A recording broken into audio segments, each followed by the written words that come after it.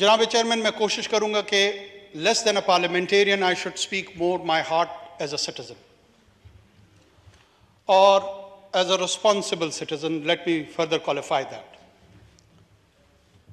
20 साल या जो 2 दिहाइयाँ हमारे यहाँ गुजरी हैं, जिसमें टेररिज्म का जो मेनस है, ये जो थ्रेट है, ये मुख्तलिफ अशकाल में, मुख्तलिफ सूरतों में इमर्ज और री इमर्ज होकर हमारे सामने आता रहा है. हमने बतौर माशरा, बतौर रियासत इसको काउंटर भी किया है, इसको कन्फ्रंट भी किया है. एट टाइम्स अपीयर हुआ है कि इसके सामने शायद हमने सरेंडर भी किया है. एट टाइम्स हम निबर्दाजमा भी हुए हैं इससे. लेकिन ता दम, एटलीस्ट टिल दिस मोमेंट, हम किसी कंक्लूसिव अंदाज में इस प्रॉब्लम से शायद नबरदाजमा नहीं हो पा रहे हैं. जनाब chairman, there are plethora of nuances. इसके मुख्तलिफ पहलू यकीनन हैं.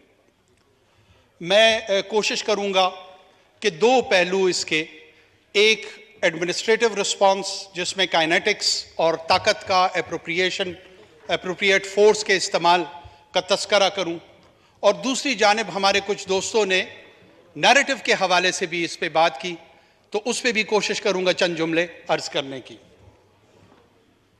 जनाब चेयरमैन, टेररिज्म एक नॉन स्टेट एक्टर्स के तहत एक नॉन स्टेट वॉरफेयर का हिस्सा है. मेरे ख्याल में हम अभी तक इस जंग की नेचर जो है उसको एट टाइम्स समझने में कासिर नज़र आ रहे हैं. चाहे वो पार्लियामान की जानिब से है, चाहे वो सिविल सोसाइटी की जानिब से है, चाहे वो मीडिया की जानिब से है, या एट टाइम्स वो सिक्योरिटी फोर्सेस जो कि ऑन ग्राउंड उसको कन्फ्रंट कर रही हैं उनकी जानिब से है. ये ऑनस्लॉट हम पे डोमेस्टिक फ्रंट से अनलीश हुआ है. जनाब चेयरमैन, हिंदुस्तान हम पे हमलावर नहीं हुआ, चाइना हम पे हमलावर नहीं हुआ, अफगानिस्तान की रियासत हम पे हमलावर नहीं हुई, ईरान की रियासत हम पे हमलावर नहीं हुई. न यूरोपियन यूनियन ने ब्रसल्स में डिसाइड करके मिसाइल्स हम पे फायर किए.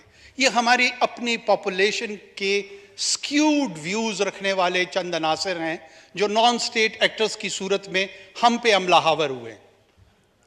और हमारा रिस्पांस मैकेनिज्म, जिसको हम रियासत, ये लफ्ज़ बार बार तवातुर के साथ हम इस्तेमाल करते हैं, बुनियादी तौर पे रियासत क्या है? ये इजमा उन अफराद का है जिन्होंने चंद इदारों के इख्तियार और अक़दार को अपने हाथ में लिया हुआ है और उसको लेजिटिमेसी हासिल है. इसीलिए कत्ल में और कैपिटल पनिशमेंट में फ़र्क रखा गया है, तफरीक रखी गई है. जो कैपिटल पनिशमेंट है वो रियासत के बिहाफ पे एक ड्यू प्रोसेस के तहत उसको एग्जीक्यूट किया जाता है, और जो इंडिविजुअल उसी फिजिकल एक्शन से अगर उस किस्म का कॉन्सिक्वेंस सामने लेकर आता है तो उसे हम कत्ल गर्दानते हैं.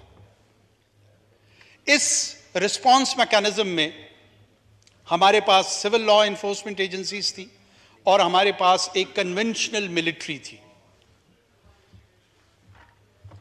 जनाब स्पीकर, कन्वेंशनल मिलिट्री की ट्रेनिंग जो ब्रिटिश कॉलोनियल लेगेसी के तहत 200 साल से हमारे पास मिली और पोस्ट इंडिपेंडेंस 70 साल हमने उसे ग्रूम किया, वो यूजुअली कन्वेंशनल वॉरफेयर की तैयारी में थी. वो टेररिज्म की तैयारी में हमने उनको इन टर्म्स ऑफ कैपेसिटी बिल्डिंग और ट्रेनिंग कभी न रखा, न समझा.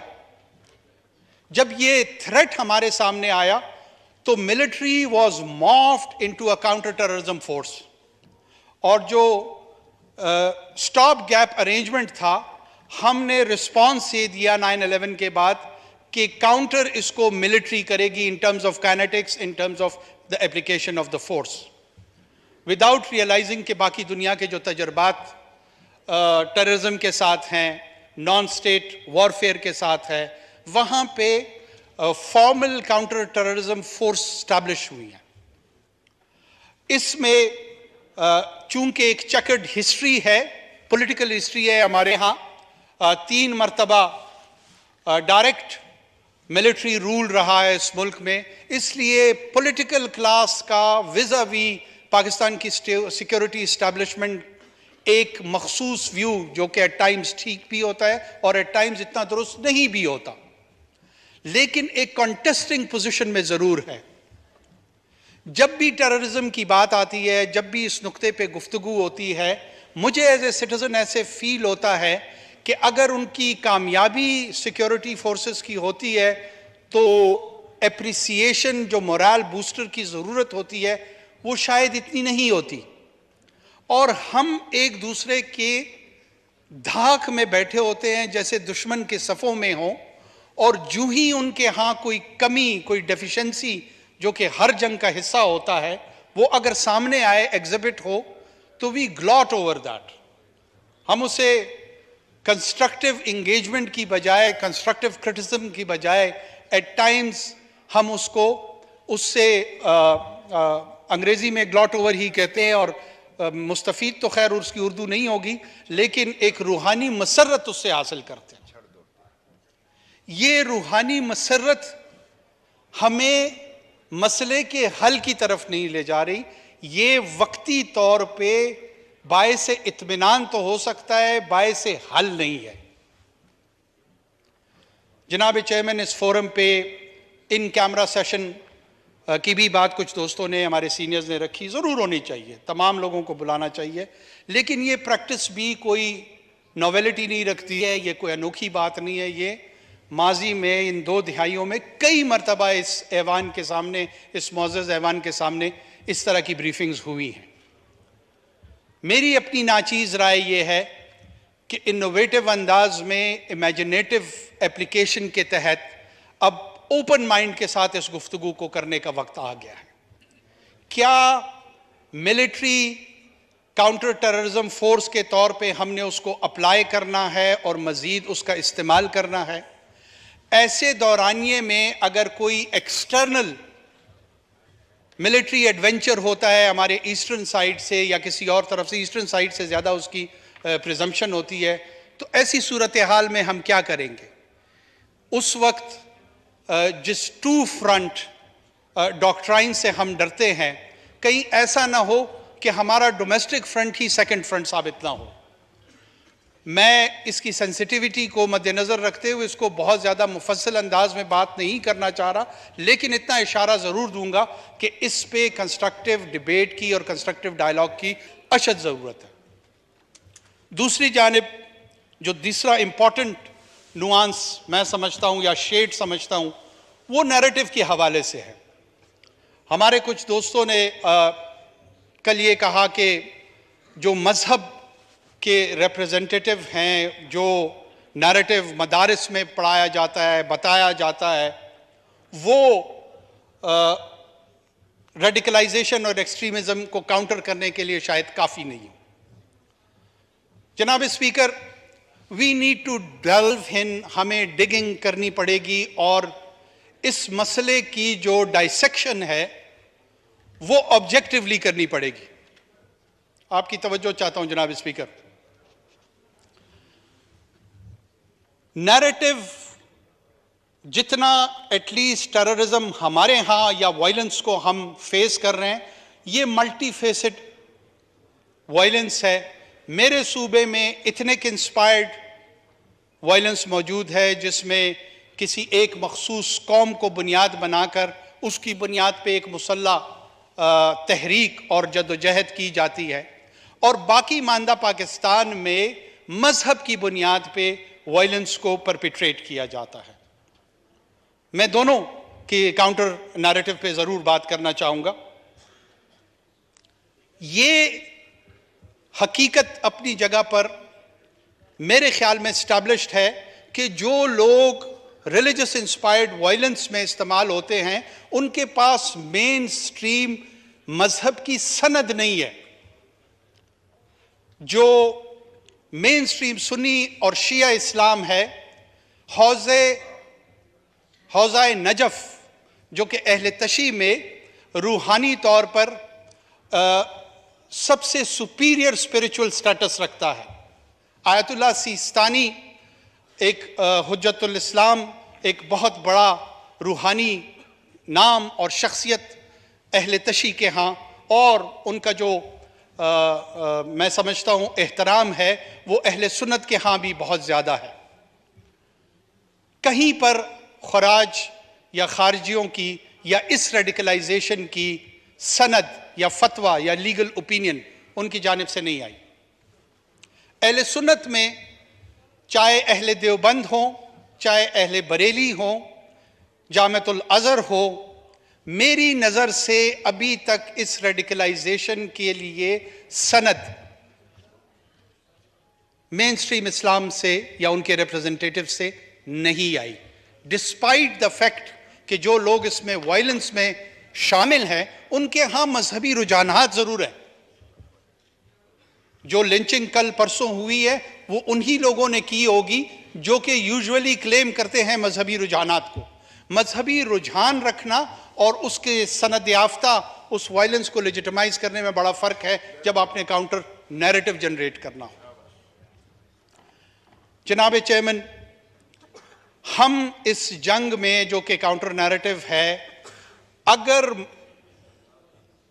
माइल स्टोन मजहब को रख देंगे और दीन से लड़ना शुरू कर देंगे तो मेरी नाचीज राय इस ऐवान के सामने ये है कि बेहतर ये होगा कि हम रेडिकलाइजेशन और एक्सट्रीमिज्म के खिलाफ, जो कि एक स्टेट ऑफ माइंड है और एक साइकोलॉजिकल चैलेंज और इशू है, उसके खिलाफ लड़ें।